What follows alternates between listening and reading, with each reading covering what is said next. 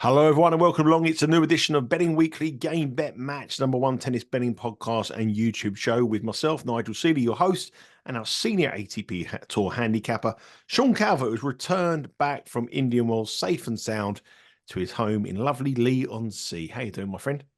Safe, yeah. I don't know about sound, but You've never been sound. no.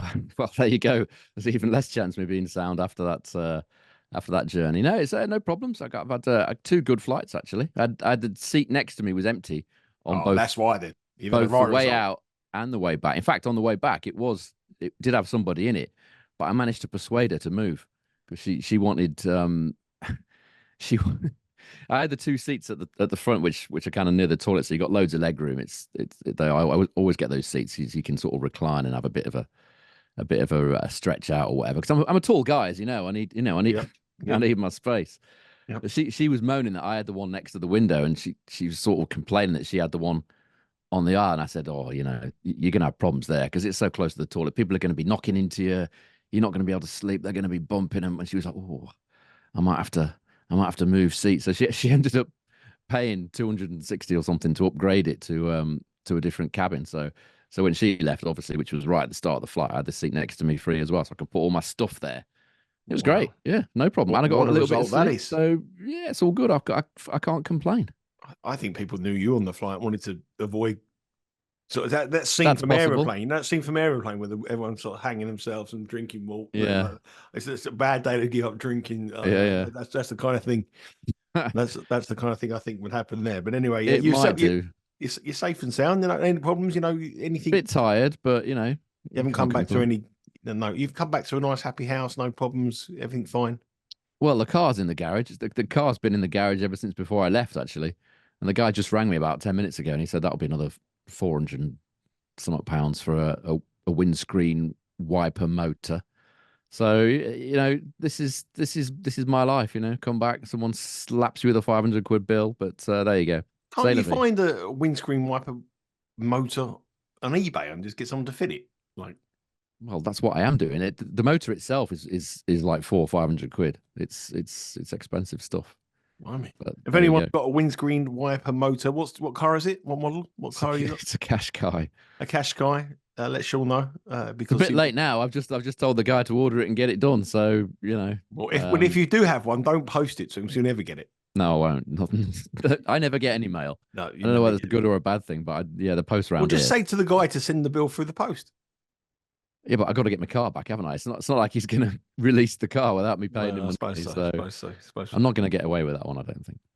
We've reached the quarterfinal stage over in Indian Wells. We've got some matches this evening to talk, which are in action. Two of our picks are through to the what is it? The last, how many players are left? It 16.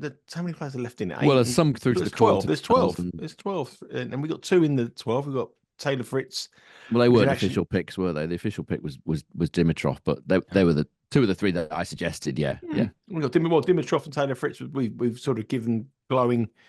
Well, Dimitrov was our pick, and Fritz was one of yeah, our leans. So they're both through. Two of the players through to the last 12. And what we've yeah. seen over the Playing last well. couple of days, Djokovic got beat, big shock. What do you make of? What do you make of that one? Yeah, I didn't see the match because it wasn't on at a time suitable for me, unfortunately. But I'm not surprised that Djokovic hasn't made the latter stages. He's this season he hasn't shown anything really yet, has he? So I'm surprised that he lost to Nardi. But I'm not surprised. That's kind of why I was okay to take Dimitrov and Fritz in that top half of the draw because I wasn't that worried about Djokovic really. He's not playing anything like the way he was last season at the minute, and yeah, he's going to need to step his game up a little bit, I think. Yeah, hasn't played since the Australian Open. Come here, beat Barnardi. Got a lot of tennis to come up. But if you look at the Bet Rivers prices on the futures, they haven't really reacted to that defeat, and I think that was a sort of a really, really bad defeat for Djokovic. I mean, the French Open, he's still second favourite, plus 220. If you look at the odds to the US Open, he's the favourite behind plus 180. Jannik Sinner's $3 and the Alcaraz is $3. Even Medvedev is $10. For Wimbledon, he's still a favourite again, plus 140. Sinner 4, Carlos Alcaraz plus 230. Mm. I'm not buying this Djokovic favourite for these things. I want to be fading him on everything at the moment. I think his time's sort of come to the end, and I think Jannik Sinner as we stand now, is the world's best tennis player. And I think at some stage this year, he will overtake Djokovic as world number one. And I think he'll Mm. go into a lot of these tournaments in the summer as the tournament favourite. I just can't understand why Djokovic is the favourite for these tournaments. I don't get it. Well, we've seen this before, haven't we? When he's had layoffs, he's come back and he has Not at this struggled. age, though, Sean. Not at this age. Well, what is he now? 36, 36, isn't he? I think he's 36, 37. I'll 30, check on. 37 this year, I think. Um, yeah, but he does it time and time again, doesn't he? I mean, obviously there's a cutoff point at some stage. You might be right. The cutoff point, he might have reached that point now. In which case you're ahead of the game. And what you're saying there is going to prove to be a value as far as betting the majors is concerned. But yeah, we've seen him do it before. We've seen him have these layoffs and come back and be awful, and then generally that happens at the sort of start of the clay season. Then by the time he's got round to the French Open, he's firing all cylinders again. We'll have to see. Can he still do it at the age that he is now? I don't know. He is 36, 37 years year. I think there's clear declines in his game at the moment. And I would never bet him at plus 220 to win the French Open. No chance. No, Plus no 180 to win the US Open. Not for me. Wimbledon potentially plus 140, but I wouldn't bet him to win anything at those that's prices. what I'm saying. I mean, it doesn't. I just think the market looks wrong in all the futures. I think it's the wrong problem is, the problem is who's going to take advantage. It's probably going to be Sinner or Alcaraz, in which case you aren't getting a massive amount of value anyway because they're going to be pretty short in price. Well, I think you are getting the value because I think Sinner's 4-1 to win Wimbledon and Djokovic is plus 140. Mm. And I think Sinner could start favourite. So you are getting decent value in my opinion. I think Sinner at $3 to win. And I'm not really sort of convinced by Sinner at the French Open just yet. But I think Sinner at $3 to win the US Open, I think that'll be a complete flip flop. I think Sinner will start plus 180 favourite, 150 favourite, and Djokovic will be the 3-1 second favourite. I'm not saying Djokovic can't win it. A lot of people get on the comments whenever we sort of not criticise, but we sort of derogatory towards Novak Djokovic. He's the one player that everybody criticises on the comments. I'm not saying he can't win it, but he is absolutely no value on these current lines. This version of Novak Djokovic at his age, with the improvement that Sinner has shown, and obviously the class that Alcaraz has at those odds, absolutely no value. I'm not saying you could bet him at plus 140 and you can win. No problem, you can cash it, but you will get bigger price when the tournament comes. I just don't see I can't see him going on these winning runs like he has done before. I think he's definitely on the decline. Yeah, you're risking it anyway. If you're backing 37-year-old as he will be by the time most of these tournaments come around, you're backing a guy who's that age. He's got that many miles on the clock. It's risky anyway. The state of his body and all the rest of it. But it's the kind of thing. They're not my sort of prices, are they? But I can see the value for a lot of bettors who do sort of bet at those prices. I can see what you're saying. Yeah, I think you're right. Djokovic is at the minute, the way that it stands at the minute, he's not looking like favourite for anything. So No. you certainly wouldn't bet him on futures to win one of the majors this year. At the minute, you'd be looking around I would be looking around for someone at sort of double figure 20, 25 to 1 plus who might take advantage. Yeah, that's all coming up in the course of 2024. Obviously, there's some big developments in the tennis world. Also, this Saudi involvement as well, which while you've been away, Sean, we will probably, it's not really a proud place to talk about that. We're talking more about the betting. We'll have to wait and see what happens there. But that's all to come over the next few months. The stories will emerge and they revolve. And you look at all this stuff will be covered here on Betting Weekly Game Bet Match as well, on the tennis side, on the betting side. And the French Open now is what? We're kind of going to clay swing in about 3 weeks' time. It's just changing. It's going to be upon us very, very quickly. And Novak Djokovic has got a lot of work to do. Talking about work to do, we're talking about the 2 quarterfinals tomorrow in Indian Wells. You were there firsthand. You saw the conditions.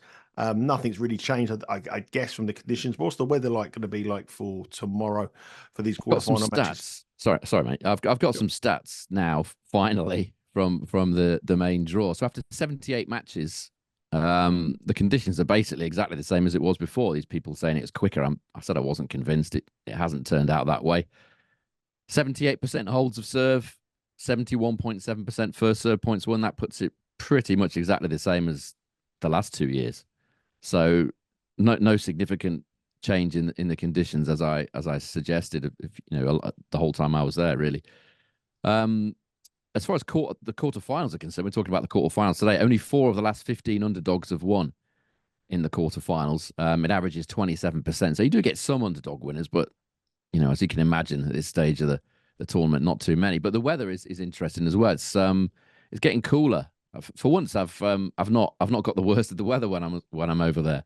It's only going to be 21 degrees and a possibility of a bit of rain on Friday. As we're talking today on looking at the matches that are on now, I mean, it's also going to be 22 degrees. So it's taking a downturn, the weather in the next few days. So cooler, you would imagine, a little bit slower, not much sun on the courts, and the possibility of a bit of rain. That's for the forecast for Friday.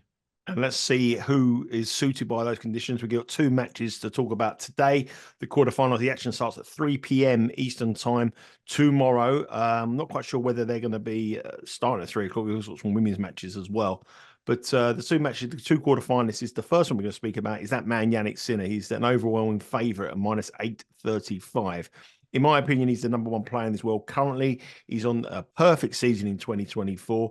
He's on a winning run of 18 successive matches, and he's up against a man who served us very, very well yesterday, Jiri Lehecka, who bet Stefanos Tsitsipas at +170. It was a lean for 2-0 as well, and that cashed at thrust 370. So he's done us a lot of favours here, but now he runs into a very, very tough opponent in Jannik Sinner. Now, Jannik Sinner is a heavy favourite, -835 with Bet Rivers. No surprise there. Lehecka is +575. The spread is 4.5. Sinner heavy favourite on that as well, -143. Lehecka +112. And the total here is 20.5.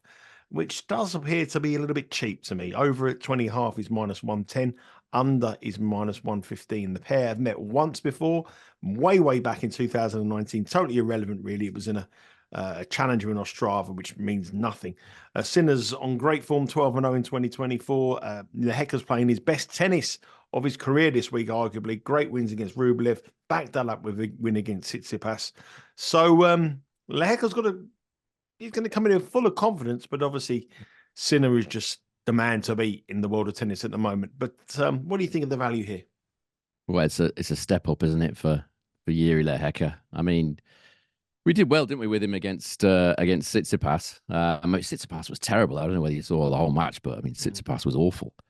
Lehecka in this Indian Wells, Lehecka so far 112 service points won and return points won total. Jannik Sinner 121. So that's over obviously a few matches. It's not massively important, but it shows you the level that Sinner is playing at. 2024 at main level. Lehecka, decent numbers, 104 service points won and return points won total, and a hold break total of 107.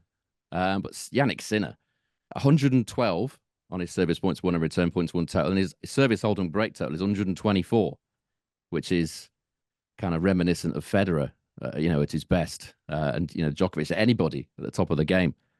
Sinner's held serve 94% of the time so far this season, but the caveat is that he has saved a pretty big 84% of the break points against him, and he's winning 59% of the second serve points. I'm looking at Jannik Sinner at the minute and thinking, where's the obvious weakness in his game? He's holding serve 94% of the time. He's winning almost 60% on second serve as well. Where's the weakness? How is Lehecka gonna break him down? I'm not so sure that he can. I mean, his best level that we saw against Rublev, I didn't think he played that great against Tsitsipas, to be honest. I think Tsitsipas was woeful. If you're in the Stefanos Tsitsipas camp and you're watching that match, you'd be thinking, well, where's this guy heading? It was not only was he terrible, he didn't look like he was that bothered about being terrible either. I don't know whether I'm reading that wrong, but no, you're reading it just bang right. He's been like that for the last year, though, hasn't he? He has, off and on. Sometimes he's been okay. He played all right against TFO. All right, TFO was dreadful, but in fairness to Tsitsipas that day, he played all right. But against Lehecka yesterday, there was nothing there, was there? He was sort of trying to fire himself up a bit towards the end, but he could have lost it 6-2, 6-2, couldn't he?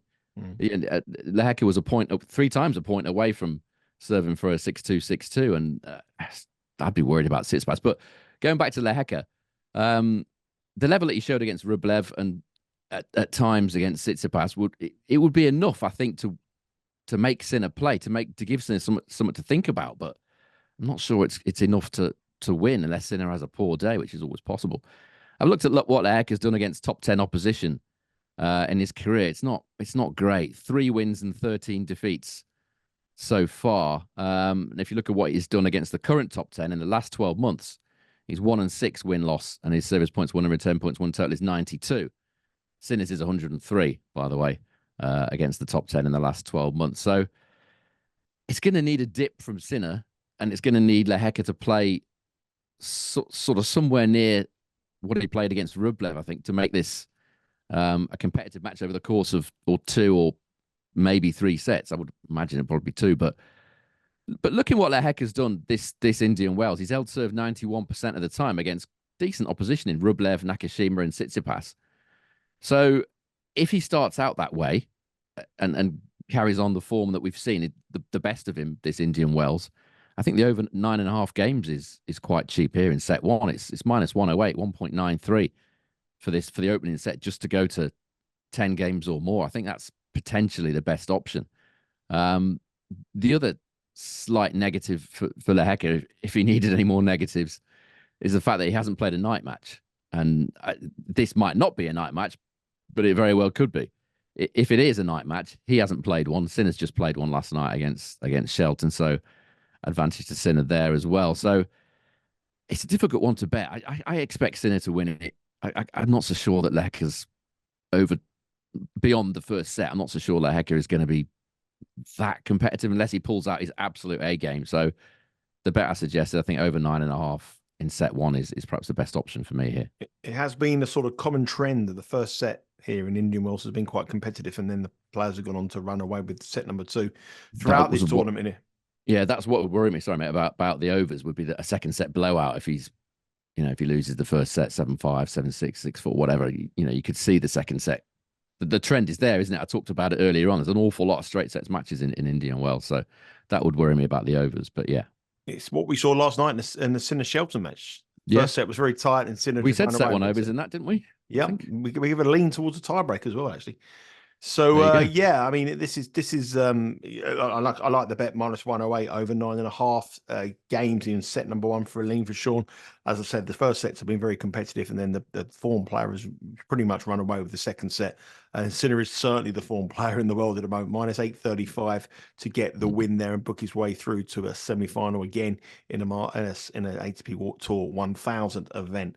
The next semi-final, but before we come on to that, just give you a little special offer that Bet Rivers have, and they've been running this during the Sunshine Double. Bet Rivers is offering a tennis net gains parlay profit boost.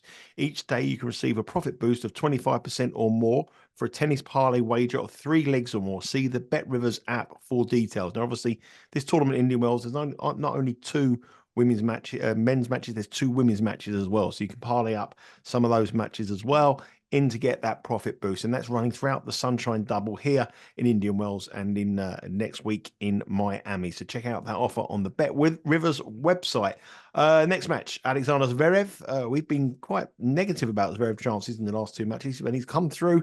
He's up against Carlos Alcaraz, who coming here we thought may have had a bit of an injury. He hasn't shown really many signs of that, and he's up against Zverev, and it's a minus 250 favourite for the Spaniard here, the Wimbledon champion. Zverev is $2. The spread is 3.5, minus 127 for Zverev, receiving 3.5. Even money for Alcaraz, minus 3.5. And the total here is much higher at 22.5, with both of them around about minus 110 for the over and the under. If you look at the head-to-head, if you're a fan of the head-to-head, you'll be certainly leaning towards Zverev, because the 2 of them have played 8 times, no strangers to each other, and 5 wins for the German, including 2 wins in his last 2 matches against Alcaraz, which was a win in the Masters Cup last year in 2023, and this year in the Australian Open, where Zverev came through in 4 sets. So Zverev, we were quite negative. Well, I was quite negative against Dimois. We give O'Connell a chance in round 1. Mm-hmm. He's beaten those. He's beaten those pretty comfortably, and Alcaraz doing what he does, beats Auger-Aliassime and beat Marizan, gained revenge for that shock defeat in Rome. Head-to-head is in the Germans' favour, in Zverev's favour. Should we look into that, or should we just disregard that completely? It's a bit of a weird head-to-head, to be honest, this one. I've talked about it before. I've got it on my screen here. The first 2 matches you can kind of ignore because it was when Alcaraz was just coming through. But a lot of the other matches have been heavily influenced by fitness and fatigue, particularly fatigue. Zverev has played a couple of matches against Alcaraz when he's been absolutely shattered after really, really long matches. There's other ones that haven't favoured Alcaraz either, because he's like the one at the Tour finals at the end of last year. He was injured then, so he wasn't in the best of form. Um, Again, you could say Australian Open start of this year. Again, Alcaraz wasn't really at it. But I'm still relatively negative about Zverev at Indian Wells. I'm not keen on him here. That match against de Minaur was awful. I mean, I did say in the preview that I couldn't back de Minaur as a slight favourite in case his level dips from what it has been for most of this year, all of this year, and it certainly dipped. I mean, it was horrible. The wind was blowing. I know there were difficult conditions, but there was 74 unforced errors in that match between de Minaur and Zverev. I think he's been fortunate, Zverev, to be honest, this tournament. Greek sport choked against him. O'Connell was injured. And de Minaur was absolutely appalling. So I think he certainly had a bit of luck to get as far as he has. Zverev. You're not saying he wouldn't have won their matches anyway, but he certainly had his fair share of fortune. The interesting thing that Zverev said about that match against de Minaur, he described himself as the worst player on tour in the wind. And that might explain the sort of mediocre record that he's got at Indian Wells. I don't think he's ever been past the quarterfinal stage at this tournament. And his Indian Wells records, it's just a 65% win rate and a service points won and return points won total of 102. Now, that is pretty mediocre when you consider the best level and the best statistics, the best data that's come from Alexander Zverev. So I think the conditions favour Carlos Alcaraz. I think there's much more chance of an upset here than there is in the Lehecka match, because Alcaraz has struggled with that Zverev serve. If Zverev is firing his serve on all cylinders, again, this could depend on when the match is played, daytime or nighttime. If he comes out and serves really well, he can certainly keep this competitive. He's shown that he can beat Alcaraz in quicker conditions, like the Tour finals at the end of last year, like the Australian Open at the start of this year. Can he do it on a slow, high bouncing, hardcore in sort of blustery wind Indian Wells? I'm not so sure. As I said, the head-to-head is a little bit peculiar because of injuries and fatigue and all that sort of stuff.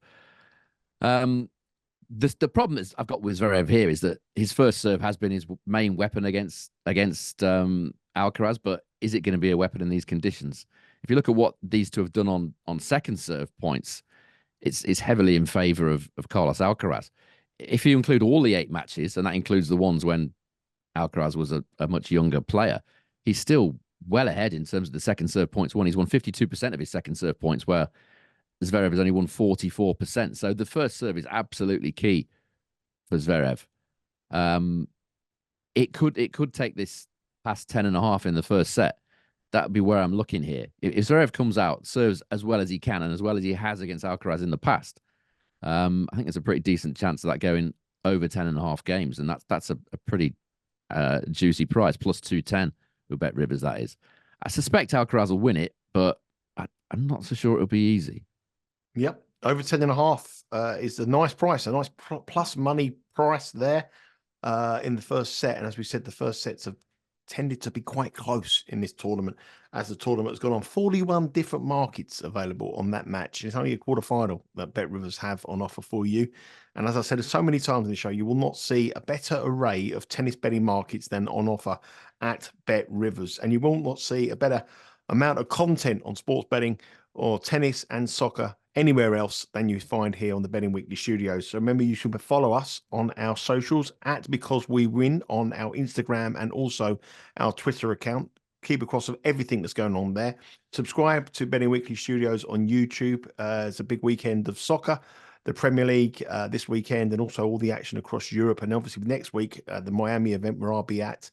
And I'll be posting across Instagram as well as that. And also download the podcast, Betting Weekly Game Bet Match, on your preferred podcast provider. So this is the place to be for your number one tennis and also your soccer action as well. Only 2 matches, Sean, and we just sort of broke them down into some kind of great analysis there really on the stats. But are these bets or these sort of what you've come across, do they warrant an official play, or is it just leans for us today? These are leans, really. At this stage of the tournament, it's got to be something that's really appealing for me to kind of want to get involved. I can't see Sinner or Alcaraz losing really. Zverev maybe if he has an absolutely brilliant day, is 100% best form, maybe. But Alcaraz's statistics. I didn't mention them actually. Sorry, Alcaraz's record here, by the way, 87% win rate and a service points won and return points won total of 113. I forgot to mention that. I did mention Zverev's. I didn't mention Alcaraz's. So perfect conditions for Alcaraz. It looks like he's coming into some decent form. Zverev's going to have to play. He's going to have to serve his absolute best. That's the bottom line.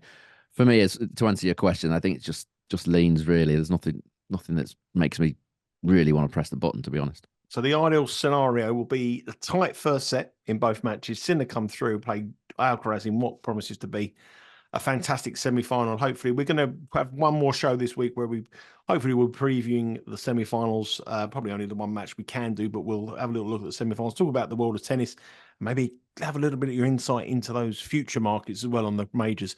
Remember to give us a comment, put the comments on the box below. Let us know, do you think Novak Djokovic should be favoured? Let us know what you think to win the majors coming up. Is Sinner the man now? Is Alcaraz coming back? For me, I think Djokovic is no value whatsoever. If you want to bet Djokovic, tell me the reasons why. I know he's got the history. I know he's fantastic. I know he's the record breaker, but he is 36 and these young players are closing the gap very fast. Give us your thoughts on that. Give us your thoughts about the Saudi involvement as well. Any questions you want answered, you can put them on the message below and we will answer them as well. Sean, have a good day. We'll probably catch up with you in a couple of days' time before next week when we preview the event in Miami. And remember to head to Bet Rivers site. There's lots of only action on the quarterfinals and the men's draw. There's also the women's action as well at the 1000 event here in Indian Wells. Have a good day and we'll speak to you again soon. Take care.